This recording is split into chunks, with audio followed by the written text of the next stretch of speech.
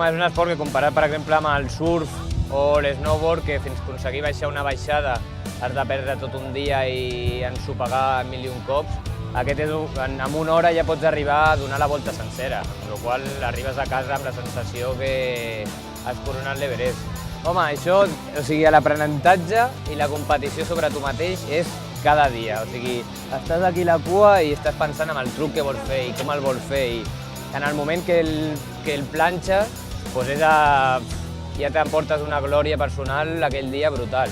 I després vas amb un altre. També ve la competitivitat amistosa amb els amics. Ostres, que he fet aquest truc, ostres, que jo he fet l'altre, que tu no l'has fet, jaja, jiji, saps? I tot això al final fa que sigui un esport solitari i grupal alhora, perquè tu estàs a l'aigua sol, però després aquí arribes i estan els amics que tu han vist i això fa que, ostres, poder comparar i dir que estàs evolucionant cada dia, doncs això és el que té. Tot el món pot enganxar-lo fàcilment. No és un esport molt difícil, no? Té 3 cosetes molt importants de coordinació i d'equilibri que quan l'agafes ja pots disfrutar des del dia 1.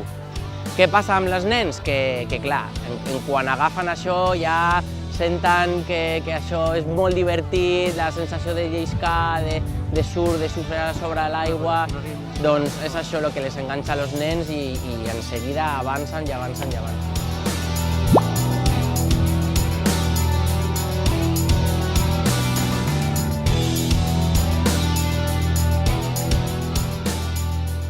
Consisteix en fer el millor truc en mòduls o en rampa.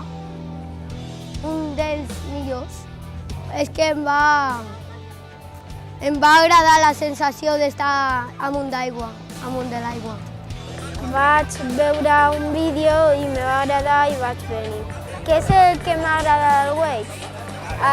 El que més m'agrada del wake és quan passes per l'aigua perquè sientes una sensación muy bonita.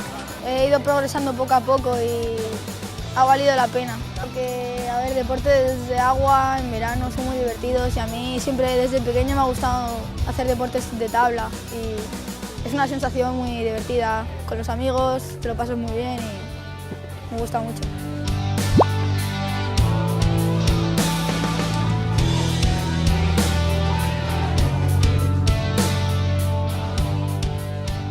Clar, són molts factors, no? N'hi ha un parell o 3 que són molt importants, que és la coordinació i l'equilibri bàsic aquí, i l'aprenen ràpidament. I l'altre és la força. No necessites una gran força, però sí necessites poder arrossegar el teu pes i poder con ell i tot això. Tots els wakers estan ben fibrats i estan en forma.